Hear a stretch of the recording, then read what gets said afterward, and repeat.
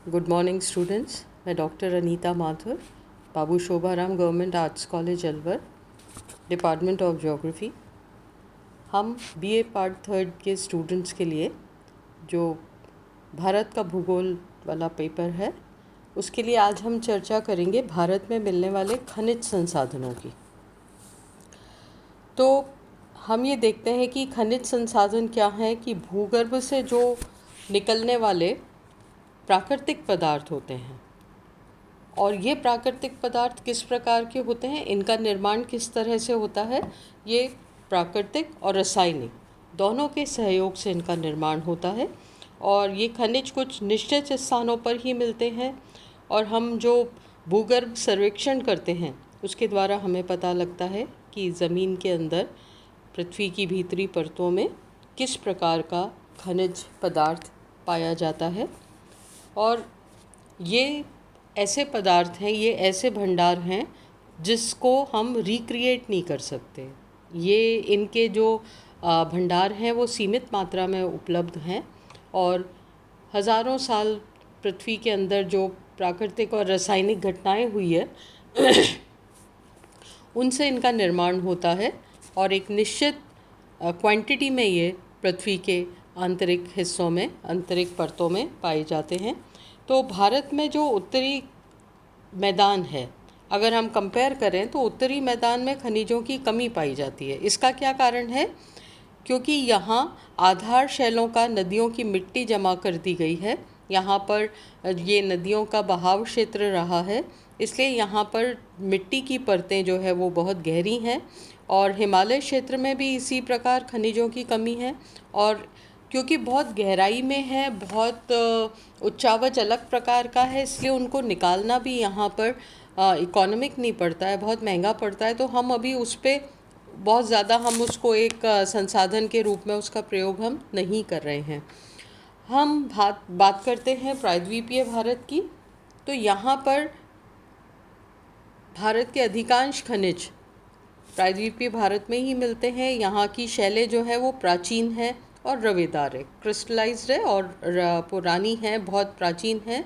तो यहाँ पर हम देखते हैं कि आयरन ओर, मैंगनीज़, अभ्रक या माइका, बॉक्साइट, ये बहुत अच्छी मात्रा में मिलते हैं। चूना पत्थर है, डोलोमाइट है, और संगमरमर है, और कई तरह की इमारती पत्थर होते हैं। तांबा है, सीसा, जस्ता, निकल, टंगस्टन, टिन आदि खनिज यहाँ पर दक्षिणी भारत में ज़्यादा मात्रा में मिलते हैं।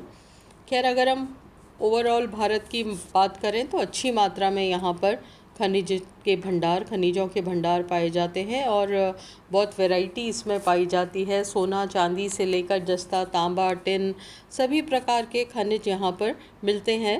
तो हम इसको एक एक खनिज को हम पढ़ेंगे और ये देखेंगे कि उनका विस्तार किन क्षेत्रों में पाया जाता है और वो किस प्रकार की चट्टानों के फलस्वरूप यहाँ पर उपस्थित हैं। तो सबसे पहले हम सबसे इम्पॉर्टेंट लौह अयस्क की बात करेंगे, आयरन ओर की बात करेंगे। ये लौह अयस्क क्या होता है? जिससे संशोधित करके हम लोहा प्राप्त करते हैं। तो ये जो आयरन ओर है, लौह अयस्क है, ये हमारा पूरा जो इंडस्ट्रियल सेटअप है, हम उसका आधार इसको मान सकते हैं। चाहे कंस्ट्रक्शन का काम हो, चाहे इंडस्ट्रीज़ का काम हो, चाहे ऑटोमोबाइल इंडस्ट्री हो, सब तरह के उसमें ये ऐसा खनिज है जिसका बहुत ज़्यादा महत्व है, आयरन ओर का। और इसका उपयोग लगभग सभी औद्योगिक वस्तुओं के निर्माण में किया जाता है। तो इस प्रकार लोहे को किसी भी देश के आर्थिक विकास का आधार माना जाता है। जो ये आयरन ओर होता है, इसका उपयोग मशीनों को बनाने में भी करते हैं, जलयान बनते हैं, मोटर वाहन बनते हैं, कृषि के यंत्र बनते हैं, वायुयान, इंडस्ट्रियल सेटअप, इन सभी में इसका प्रयोग किया जाता है। ये एक सस्ती, उपयोगी और सबसे इम्पॉर्टेंट बात, मजबूत और टिकाऊ धातु है, जिसे किसी भी आकृति में हम परिवर्तित कर सकते हैं। एक निश्चित तापमान में हम इसको पिघलाकर किसी भी प्रकार के में इसको ढाल सकते हैं। तो इसी प्रकार वर्तमान में लोहे की उपयोगिता जो है वो विश्व में दिन प्रतिदिन बढ़ती जा रही है, और इसका महत्व जो है वो बढ़ता जा रहा है। जैसे लौह अयस्क खान में अनेक इसके साथ साथ अनेक खनिजों के साथ साथ ये मिश्रित रूप से निकलता है। मतलब इसमें कई सारे और भी जो मिनरल्स हैं वो मिनरल्स इसमें मिले होते हैं, और फिर हम इसको हम शुद्ध कर या और सारी चीज़ों को इससे एक्सट्रैक्ट कर निकाल कर और हम लौह अयस्क का निर्माण करते हैं।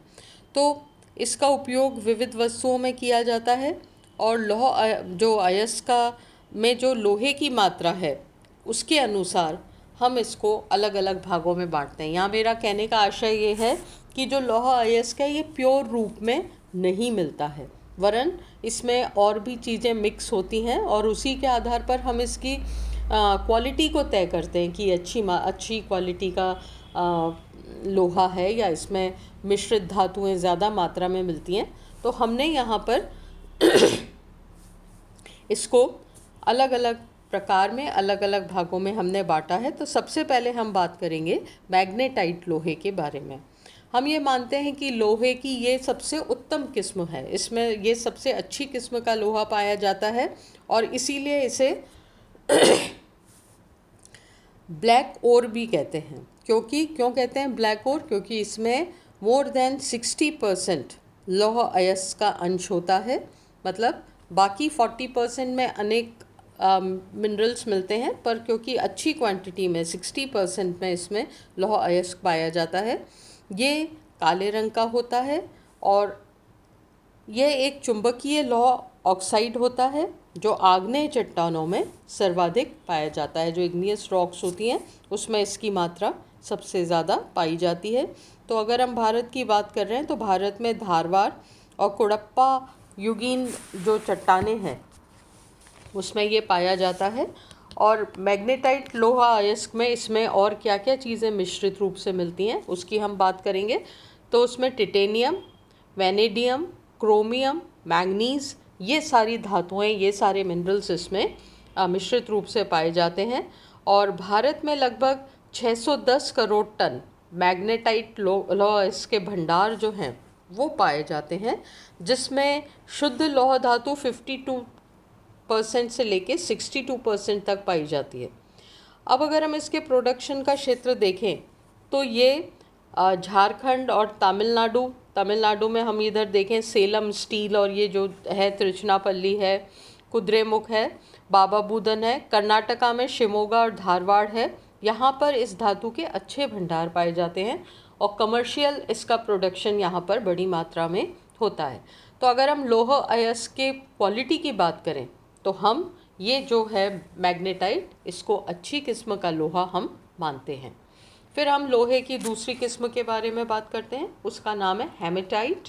और ये एक हेमेटाइट के बारे में कहा जाता है कि ये एक्चुअली रेड कलर का होता है, और ये ग्रीक भाषा का शब्द है, जो शायद इसका कलर देखकर ही इसको हमने हेमेटाइट का नाम दिया है।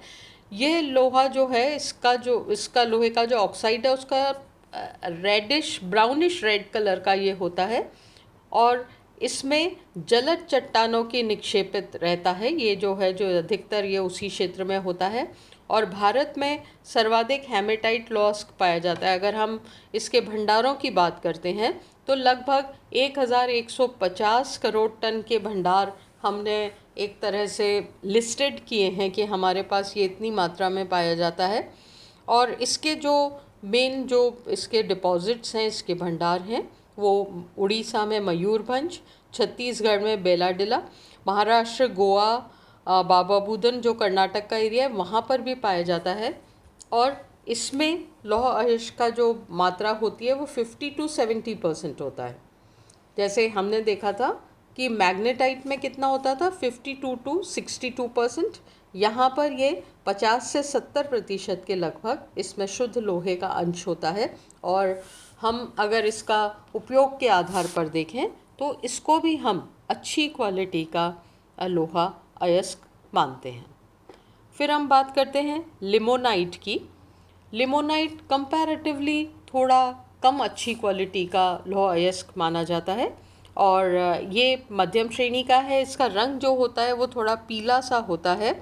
इसमें धातु की मात्रा कम पाई जाती है। मतलब हम ये मानते हैं कि ऑलमोस्ट 50% के लगभग इसमें धातु की मात्रा पाई जाती है।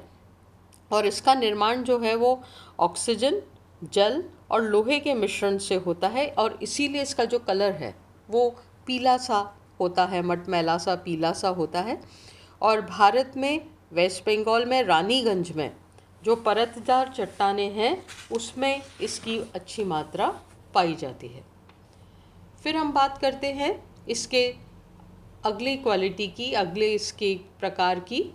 तो उसको हमने नाम दिया है सिडेराइट। और ये जो लौह अयस्क होता है इसमें कार्बन का मिश्रण अधिक होता है, इसलिए इसे आयरन कार्बोनेट के नाम से भी जाना जाता है। और इसमें लौह और कार्बोनेट का जो मिश्रण होता है उसी के कारण इसका निर्माण होता है।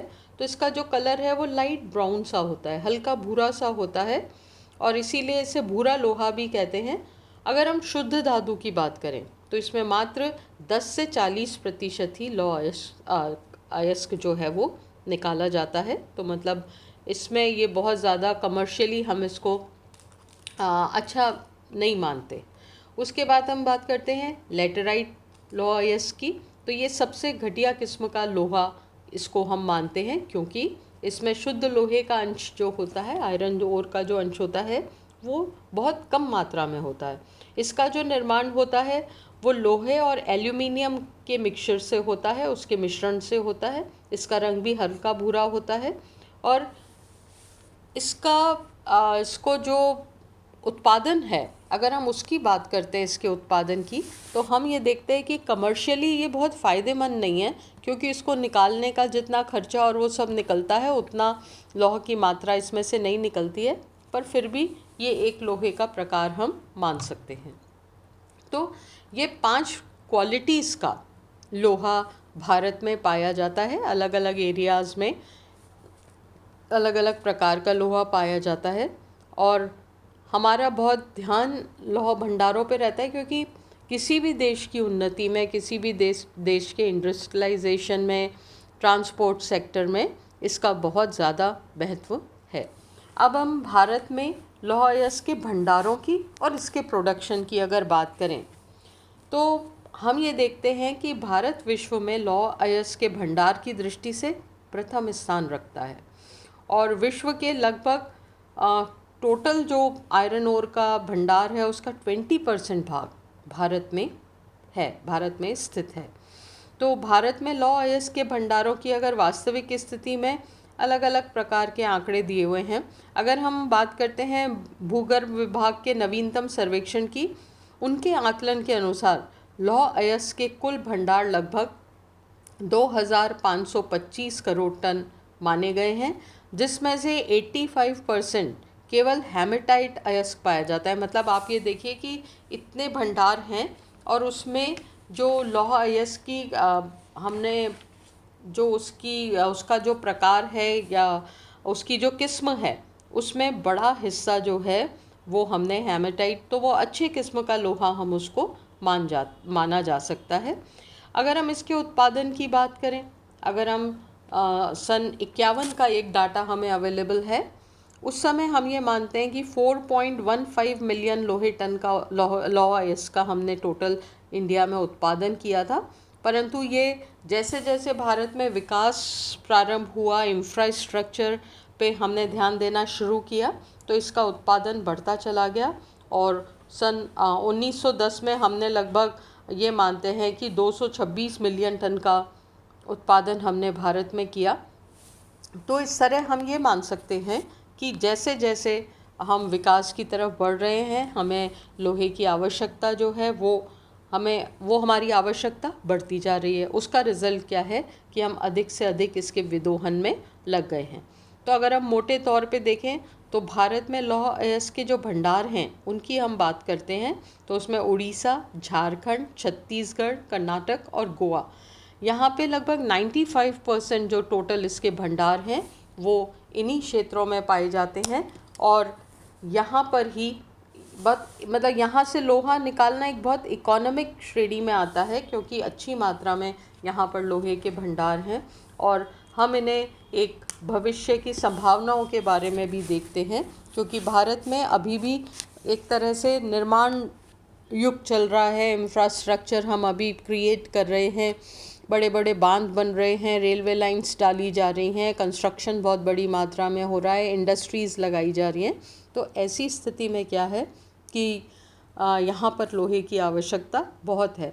अभी जो पिछले 6 महीनों में जो वर्ल्ड का सिनेरियो रहा वो हमारे सामने है। कोविड-19 का क्या रिज़ल्ट रहा है कि जो चीन है उससे हमारे कई लेवल पे संबंध खराब हुए हैं और विश्व के कई देशों के संबंध खराब हुए हैं।